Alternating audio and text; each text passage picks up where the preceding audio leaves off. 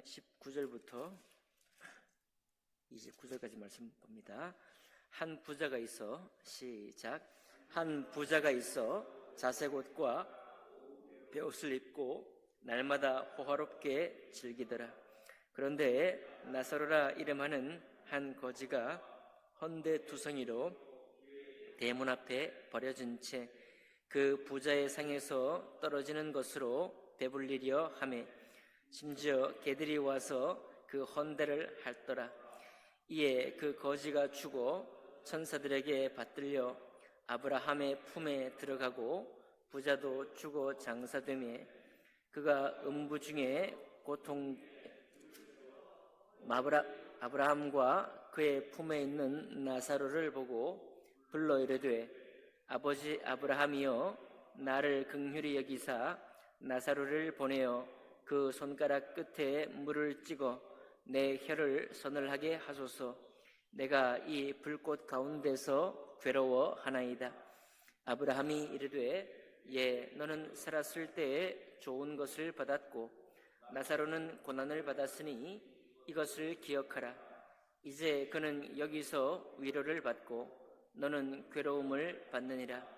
그뿐 아니라 너희와 우리 사이에 큰 구렁텅이가 놓여 있어 여기서 너희에게 건너가고자 하되 갈 수 없고 거기서 우리에게 건너올 수도 없게 하였느니라. 이르되 그러면 아버지여 구하노니 나사로를 내 아버지 집에 보내소서. 내 형제 5이 있으니 그들에게 증언하게 하여 그들로 이 고통받는 곳에 오지 않게 하소서. 아브라함이 이르되 그들에게 모세와 선지자들이 있으니 그들에게 들을지니라. 예. 아멘. 26절까지 읽는 건데 29절까지 읽었군요. 좋습니다.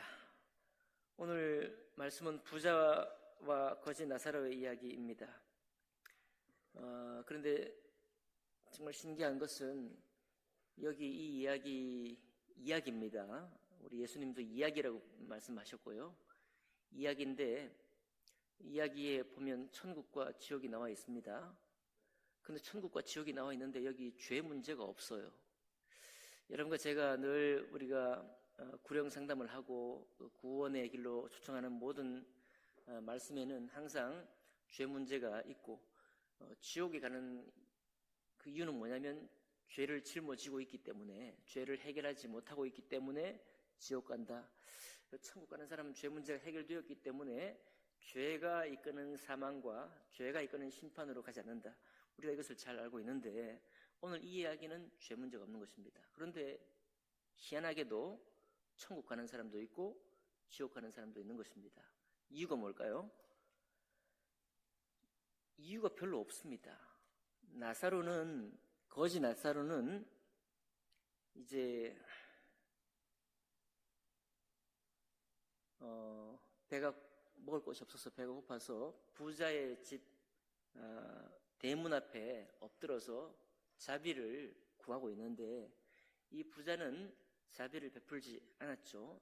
자기는 날마다 호화롭게 즐기고 좋은 것을 입고 많은 재산을 저축해 놓았는데 이 나사로를 보살피지 않았습니다. 그 둘 다 이제 죽게 되었는데 한 사람은 아브라함 품에, 거지 나사로는 아브라함의 품에 들어가고 부자는 음부 중에 고통하고 있는 것입니다. 그러면서 괴로워서 아버지 아브라함에게 얘기를 하는 거죠. 내가 너무 괴로우니 내 입에 손가락 끝에 물을 찍어서 내 혀를 서늘하게 해서 나를 좀 위로해달라 라고 부자가 그렇게 얘기를 합니다. 25절에 아브라함의 말이 기가 막히지 않습니까? 예, 너는 살았을 때 좋은 것을 받았으니 이것을 기억하라. 너는 살아있는 동안에 너희가 받을 위로를 다 받았으니 여기서 지금 네가 받을 위로가 없다. 그러나 나사로는 살았을 때 고난을 받았고 아무런 보살핌도 받지 못했으니 죽은 이후에 보살핌과 위로를 받는 것이 마땅하다. 이렇게 말씀을 하고 이야기가 끝나는 거예요. 어제 우리가 나눴습니다. 고난주간은 우리가 특별히 예수님의 고난을 생각하는 것이지만 사실은 대제사장의 기도를 통해서나 하나님께서 구약이나 신약 전체를 통해서 우리에게 말씀하시기를 우리 제사보다 인애가 더 낫고 제사보다 긍휼이 더 낫고 제사보다 순종이 더 낫다. 그리고 주님 받으신 고난을 기억하는 것, 이미 주님께서 다 가져가신 고난을 기억하는 것 중요하지만 주님께서 우리에게 예수 그리스도를 믿는 것과 고난 받는 것을 부탁하셨는데 이번 이 일주일 동안은 우리가 받는 고난에 대해서 묵상할 것입니다. 두 번째로 오늘 두 번째 날에 묵상해 볼 것은 왜 이런 이야기 속에 이렇게 적혀 있는가? 굉장히 우리의 전통적인 그런 이유 같습니다. 너는 자비 없이 살았으니, 너는 이 땅에 살면서 큰 위로를 받았고 가질 것 다 가지고 누릴 것 다 누렸으니 너 이제 죽은 이후에 너의 위로받을 것은 없다. 거지 나사로는 아마 세상에서 비난받았겠죠. 손가락질 당했겠고 왜 그렇게 인생을 그렇게 살았냐 하고 어쨌든 위로를 구하러 갔지만 위로받지 못하고 살다가 천국에서 아브라함의 품에서 위로받고 있다. 그리고 오늘 읽다 말았지만 이 본문의 마지막에 보면 이 부자가 자기 자녀들은 내가 있는 이곳에 이 음부에 이 고통하는 중에 오기를 원치 않는다. 그러니 천사를 보내서 얘기해달라. 결론이 뭡니까? 죽었던 자가 살아서 가도 믿지 않을 것이고 오로지 지금 아들들이 이 살아있는 이 현장에 있는 말씀을 저들이 듣고 영접하고 순종하는 것만이 아브라함의 품에 올 수 있는 길이다. 이렇게 말하고 이야기가 끝납니다. 자, 그러니까 이게 보통의 문제가 아닌 것이 우리가 영적인 죄, 하나님을 믿지 않는 죄라고 항상 이렇게 우리가 해왔는데 우리 주님께서 이 모습을 얼마나 진중하고도 심각하게 다루고 있느냐를 우리가 볼 수 있는 것입니다. 이거는 마치 흥부놀부 이야기 같은 옛날 얘기 같은데 예수님께서 친히 말씀하신 거예요. 친히 말씀하시기를 너의 소유된 것, 또 우리가 먹는 것, 입는 것, 이 모든 것들에 대해서 우리가 탐욕을 부리고 그것을 끌어안고 있다는 것이 무엇보다 심하다. 영적인 죄 못지않게 심판받을 일이라는 것입니다. 그리고 그런 것을 우리가 추구하면서 우리에게 있는 이웃을 생각하지 않는, 바로 자비를 생각하지 않는, 긍휼을 생각하지 않는, 인애를 생각하지 않는 그 삶을 주님께서 얼마나 미워하시는지를 오늘 이 이야기를 통해서 우리에게 보여주고 있는 것입니다. 그렇죠? 갑자기 좀 생뚱맞기도 하고 그렇습니다. 그냥 좋은 교훈이라고 넘어갈 수 있으면 되겠는데 그렇지가 않는 것 같아요. 왜냐하면 그냥 고난받았다 이렇게 하면 되는데 천국에 가는 길하고 지옥의 길하고 이 두 가지를 마지막에 다시 적어놓고 있기 때문에 이게 그렇게 심각하다는 것입니다. 또 주님께서 다른 말씀에 뭐라고 하고 있나요? 부자가 자기 창고를 짓는 것에 대해서 말하고 있습니다. 기억나시죠? 창고를 막 잔뜩 지어놓고 우리도 내일 일을 모르기 때문에 우리도 저장을 하고 저축을 하는 것이 당연한 것입니다. 저장하고 저축하는 게 당연한 일인데 주님께서 뭐라고 하십니까? 네 곡식을 그렇게 막 창고에 쌓아둔다 하여도 내일 주님께서 내 생명을 취해간다면 그게 무슨 소용이 있느냐라고 호되게 꾸짖거든요. 그러니까 이 모든 것을 볼 때 이게 그냥 좋은 교훈으로 그치는 것이 아니고 우리의 뼛속 깊이 우리에게 새겨지기를 원하는 것입니다. 이게 그냥 영적인 죄가 그냥 이렇게 추상적인 죄가 아닌 거예요. 이것이 정말 우리의 이 몸을 입고 있는 우리의 삶 속에 새겨져 있는 바 그 일을 놓고 주님께서 평가하시겠다라고 하는 그런 이야기인 것입니다. 여러분, 출애굽기 16장에 보면 만나와 메추라기 얘기 나옵니다. 우리가 참 이 시대를 살면서 지혜롭게 사는 것이고, 우리는 예수님도 우리 장래에 대해서 헤아릴 것에 대해서 분명히 말씀하고 있거든요. 그런데 만나 이야기는 어떻습니까?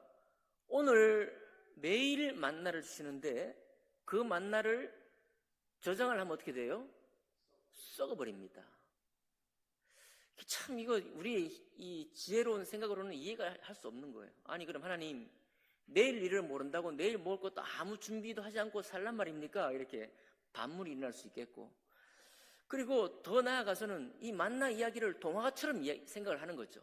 우리가 현실을 살아가는 이 지혜가 너무 분명하고도 확실하고 똑부러지기 때문에 누가 이렇게 광야의 삶이라는 것은 이해할 수 있지만, 우리가 사는데 내일 일도 모르고 내일 먹을 일도 준비해 놓지 않고 사는 게 말이 안 되잖아요. 잠언에 보면은 개미가 다음 여름에 먹을 것을 위해서 저장하는 것을 또 말씀하고 있고 교훈하고 있기 때문에 그런 것을 이 만나의 교훈을 통해서 말하고 있는 것 같지는 않습니다. 그러나 분명히 주님 말씀하시기를, 야, 이거 저장하면 썩는다. 그 말은 무엇인가 하면, 하나님께서 자비와 인애를 말하시고 우리 살아있는 동안에 우리 이웃을 생각하는 것 자체에 대해서 우리가 그렇게 하지 않고, 말하자면 하나님의 말씀을 쫓아 따르지 않고 살아갈 때 그것이 우리에게 괴로움이 되고 고난이 되고 돌이킬 수 없는 일이 될 수 있다는 말씀입니다. 여러분, 하나님 말씀을 따른다는 것이 쉽지 않은 것 우리가 고백합니다. 맞죠? 전에도 우리 언제 한번 나눴지만, 제가 처음 이곳에 왔을 때 우리 정의신 목사님께 새벽 예배할 때 출애굽기에 땅을 쉬게 하는 것을 말씀하셨어요. 여러분 다 아시죠? 7년째는 어떻게 한다고요? 땅을 쉽니다. 땅을 쉬면은 그 해 뭐 먹고 살아요? 주님께서 뭐라고 말씀하셨나요? 6년째 되는 해에 7년째 땅을 쉬는 그 해 먹을 수 있도록 소출을 2배로 줄 것이다. 약속하지 않아요? 아침에 그 말씀 들으면서, 이야, 정말 제가 진정한 농꾼은 아니지만 시골 살았던 사람으로서 참 마음에 황당했습니다. 그 말씀을 제가 잘 알고 있고 충분히 믿고도 있지만은, 이 세상의 모든 농부들 중에 6년째 쉬는 농부가 있겠느냐 말이에요. 우리만 그렇겠습니까? 유대인들도 우리만큼 똑똑하잖아요. 저들이 땅을 쉴 수 있겠습니까? 안 쉬었어요. 그거 안 쉬었기 때문에 70년 바벨론 포로 500년의 땅의 휴식을 하나님 억지로 일부러 주었단 말이에요. 그러니까 여러분, 하나님의 말씀을 순종한다는 것이 그냥 우리가 좋은 일을 하고 우리 마음이 좋을 때 순종하나 할 만할 때 순종하는 그런 식으로 우리에게 주신 것이 아닌 것입니다. 주님께서 늘 말씀하시기를 육체는 성령을 거스른다고 말씀했어요. 육체의 생각은 성령의 생각을 거스른다고 말씀했습니다. 그러니까 우리가 이 땅에 살면서 세상의 가치관 속에서 이 세상에 사는 법을 배워가는 그 모든 법이 이 땅에 살아가는 것을 우리에게 가르치고, 또 그렇게 사는 것이 마땅한데도 불구하고 그 마땅한 삶으로 주님 말씀을 거절하게 되었을 때,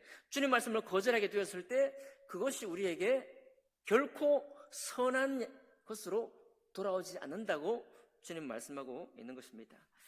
참 기가 막힙니다. 우리 부모님들 보면요, 정말 힘겹게 농사를 지으셨어요. 힘겹게 농사를 지으실 뿐만 아니라 농사를 짓는 것이 어떻습니까? 우리는 뭐 텃밭 농사하고 이런 거는 재미죠. 우리 부모님들은 그것이 생계의 수단이었을 뿐만 아니라 그것으로 자녀 교육까지 시켜야 됐으니까 비료를 안 칠 수도 없었고, 뭐 몬산토 같이 다국적 씨앗 기업이 뭐 어떻게 됐든지 간에 그 씨앗을 살 수밖에 없죠. 왜냐하면 당장 농사를 지어야 되니까요. 유기농으로 농사 짓는다고요? 무슨 소리입니까? 그렇게 할 수 있는 여력이 없어요. 비료를 치고 농약을 치고 할 수밖에 없습니다. 그렇게 우리가 농사를 지어왔어요. 근데 우리 부모님이 참 대단한 것은 그렇게 농사를 짓고도 퍼주는 건 또 잘 퍼줘요. 이웃을 돌아보기도 하고. 그렇죠? 여러분도 지금 농사를 텃밭 농사를 짓지만 농사 막 심어가지고 교회에다 갔다가 막 이렇게 이번에도 감자 농사 지으시고 또 교회에 갖다 드린다고 합니다. 대단하십니다. 그 수고는 내가 하는데 교회 공동체에다가 이렇게 내어 드리는 거죠. 근데 정말 우리 부모님들 그렇게 땀 흘리고 고생스럽게 수고하면서도 손이 커요. 손이 커서 이웃에 주기도 좋아하고. 우리 남영구 씨도 농사를 그렇게 수고롭게 짓고도 이렇게 저렇게 돌려 먹는 것입니다. 참 기가 막힌 이야기입니다. 여러분, 우리 중에 누가 시편에 이런 말씀이 있습니다. 이것들은 다 주께서 때를 따라 먹을 것을 주시기를 바라나이다. 주께서 주신즉 그들이 받으며 주께서 손을 펴신즉 그들이 좋은 것으로 만족합니다. 자, 굉장히 목가적이죠. 하나님께서 비를 내리시고 우리는 심고 물을 주지만 자라게 하시는 분은 하나님이시고, 그렇게 해서 한 해 먹을 것을 우리가 받으면 주님 감사합니다고 고백한다 라고 합니다. 그렇지만 이때 이 사람들도 농사를 짓거나 목축을 해서 저들이 먹고 살았을 것입니다. 그리고 자녀를 양육했을 거예요. 돈이 필요합니다. 오늘날처럼 어디 회사에 가서 벌 수 있는 거 별로 없죠. 목축하고 농사를 지어서 모든 생계를 보충했을 뿐만 아니라 자기가 부를 추구할 때도 더 많은 농사가 필요했겠죠. 더 많은 땅이 필요했겠죠. 더 많이 수고했겠죠. 그렇게 해서 하다 보니까 창고를 짓는 것입니다. 당연한 수순인 것 같아요. 열심히 성실히 일하고 땀을 일했으니 창고를 짓고, 그리고 거기서 몇 해를 더 이익을 볼 수 있도록 하는 것은 당연한 것 같습니다. 왜 주님께서 그걸 뜯어 말리실까요? 왜 주님께서 당연히 필요한 일을 그렇게 천국과 지옥의 비유까지 들어가면서 우리에게 말씀하고 있을까요? 여러분, 우리 주님께서 우리를 꼼짝 못하게 하시는 것입니다. 그렇다, 너의 지혜롭게 일하는 것은 잘하는 것이다. 그렇게 해서 너의 먹을 것과 또 이웃에게 나눌 수 있는 것도 얻는 것도 좋은 것이다. 그러나 그렇게 욕심을 부리고 하다가 하나님께서 부탁하신, 정말 귀하게 부탁하시고 너무너무 강하게 부탁하신 자비와 긍휼과 인애로 이웃의 불쌍함을, 거지 나사로를 돌아보지 않는다면 종말에는 역전이 될 것이다. 종말의 때에는 내가 이 땅에 살면서 지혜롭게 살았다고 말할지라도 마지막 날에는 역전될 것이다. 너는 괴로움을 당할 것이다. 그리고 이 땅에 살면서 정말 왜 그렇게 살았냐? 왜 그렇게 바보같이 살았냐? 너 인생을 왜 그렇게 계획도 못하고 성실하게 살지도 못해서 그렇게 거지처럼 살았냐? 라고 비난받는 사람을 향해서 하나님께서 너 평생에 위로받지 못했으니 너 종말에 내가 위로를 줄 것이다 라고 오늘 이 본문이 말씀하고 있는 것입니다. 그러니까 이 둘 모두가 하나님께서 허락하신 사실인 것입니다. 하나님께서 우리에게 진리의 말씀을 우리에게 주신 거예요. 개미처럼 준비해서 열심히 모으고 사는 것도 주님께서 우리에게 말씀 주셨습니다. 그러나 그 삶에 귀한 것을 취하고 우리를 이웃을 돌아보지 않는 삶을 살 때 그 대가를 반드시 치르게 될 것이라는 것입니다. 여러분, 우리의 생존 전략, 우리가 잘 살기 위해서 했던 모든 것들을 귀하게 보지만은 그것으로 이웃을 지어버리게 된다면 대가를 당하게 될 것이다. 주님께서 말씀하고 있는 것입니다. 그래서 우리가 우리의 삶이 때로는 이웃을 보살피기 위한 고난과 이웃을 돌아봐야 한다고 하는 이 짐을 가지고 이 땅에 사는 삶 때문에 때로는 고생스럽기도 한 것입니다. 주님께서는 그것을 뭐라고 하십니까? 당연히 함께 살기 때문에 고생을 하고 이웃 때문에 고난받는 것은 나의 부르심이다.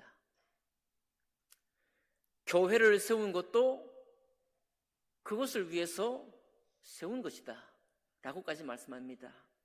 여러분, 우리가 잘 알고 있는 사도행전 2장에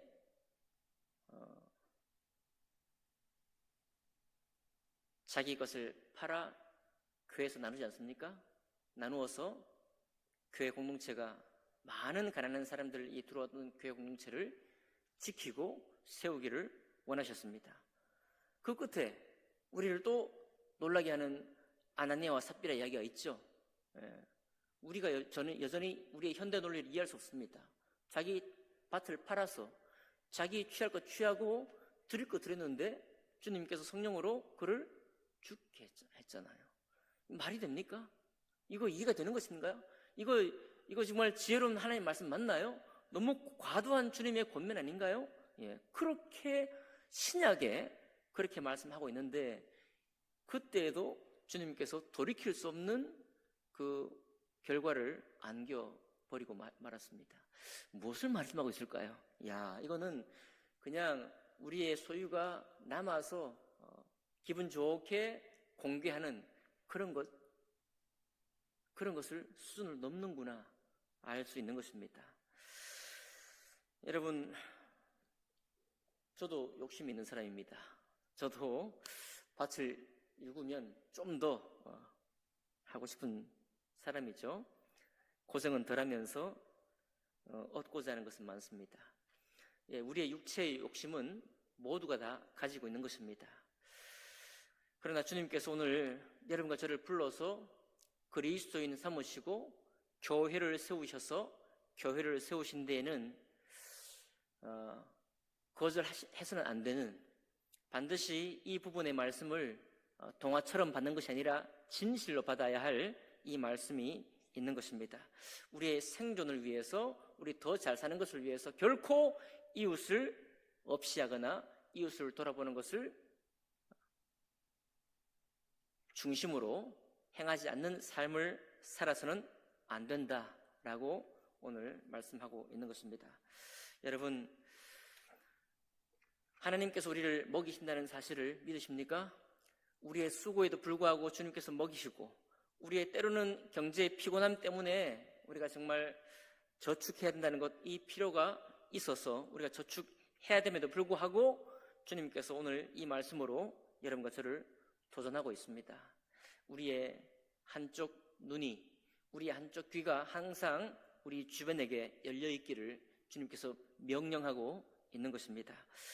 이 고난주간 가운데에서 우리가 신앙생활 하면서 때로는 조금 약하게, 때로는 조금 동화처럼, 때로는 조금 아름다운 이야기처럼만 남겨두었던 이 이야기에 대해서 주님께서 진실하게 말씀하신 이 말씀을 받고 또 실천해 갈 수 있는 여러분과 제가 되기를 주님 이름으로 축복합니다. 기도하겠습니다.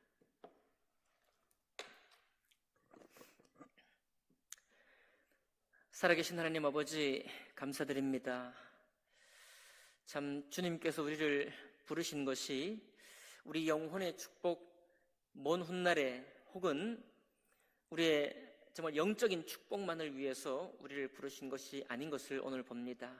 하나님 아버지, 이 땅에, 이 물질 세상에 사는 가운데에서 우리 몸을 입고 있는 이 세상 가운데 살면서 바로 이곳에 사는 삶이 우리의 나중 삶을 결론을 맺게 하고, 이곳에 사는 삶을 어떻게 살았느냐에 따라서 종말에 우리의 생명이 어떻게 될 것까지 연결되어 있음을 오늘 보았습니다. 하나님 아버지, 부자처럼 이웃을 돌보지 않는, 긍휼과 자비를 중심으로 베풀지 않는 삶을 살지 않도록 저희들을 축복해 주옵소서. 하나님 아버지, 우리의 지혜로움을 자랑하기보다 아버지 하나님, 우리 이웃을 향해 돌아보는 지혜가 더 많은 것을 자랑할 수 있는 저희들 될 수 있도록 축복해 주옵소서. 감사드리며 귀하신 우리 주 예수님 이름으로 기도하옵나이다. 아멘.